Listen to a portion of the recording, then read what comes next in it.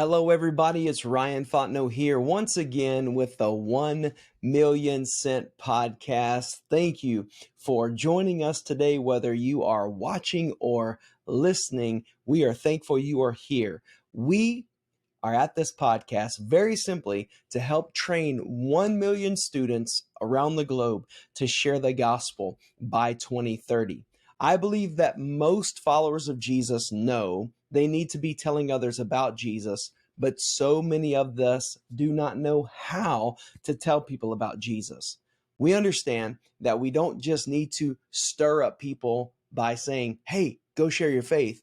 We need to actually equip them with practical ways to do so. And that's what this podcast aimed to do. And so today's episode, I am excited to share with you what I believe is really fuel for the fire of evangelism in your life. It is, if you will, the power that will help you and I activate this reality of our life to tell other people about Jesus.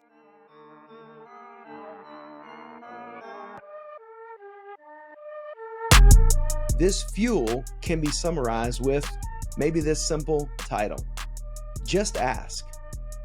Just ask. I think this is what God has called us to do. I honestly think that many of us don't tell people about Jesus. We don't engage in gospel conversations. We don't bring up our faith in normal everyday life, very simply because we don't ask. You're like, what do you mean? What do you mean by don't ask, Ryan? Well, here's exactly what I mean. I believe that most of us aren't engaged in regular Jesus conversations simply because we're not asking Jesus to help us engage in those regular Jesus conversations.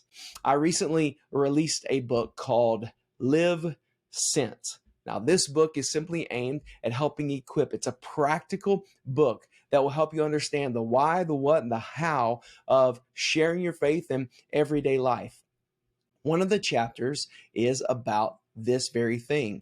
It's about asking. It's about prayer. It's about praying to God to work in us a fresh fire and, if you will, a fresh passion to tell the world about Jesus. I love what C.S. Lewis said, and I quote this in the book. He says, prayer does not change God, but it changes me.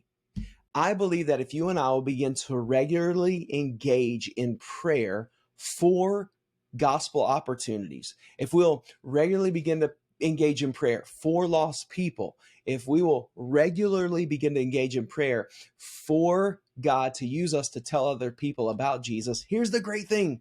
God is going to do something that none of us could do on our own, because evangelism, sharing our faith, bringing up Jesus in conversations, telling lost people about him, it is spiritual warfare. And the main place we battle spiritual warfare, first and foremost, primarily, is on our knees. So in this chapter, I share 7 what I call Live Sent prayers. I want to share a couple of those with you today, and I hope that they will spark an interest in you to actually go grab the book right now. It's 99 cents on Kindle.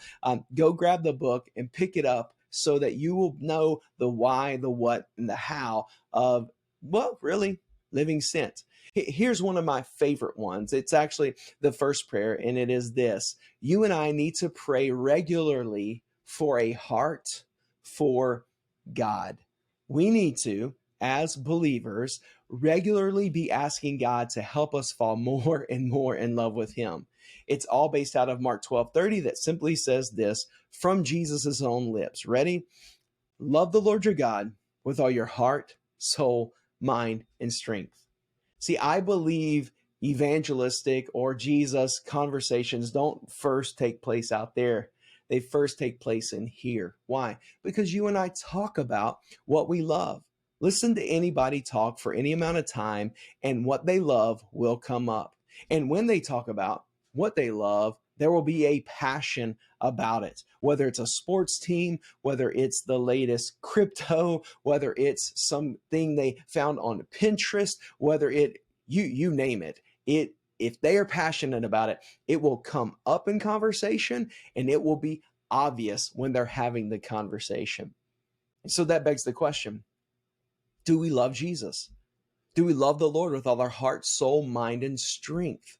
Are we being filled with love for God? Because when we are filled with a fresh love for God, you and I will begin, I love this, you and I will begin to have conversations about God in everyday life. We just will not be able to help ourselves. We will have to tell other people about Jesus. So one of the prayers I encourage people to pray in that chapter is the prayer, Lord, give me a love for you. Help me to love you more. Here's another one. One of the prayers that I encourage you to pray is to pray for open doors. Pray for opportunities to share the gospel.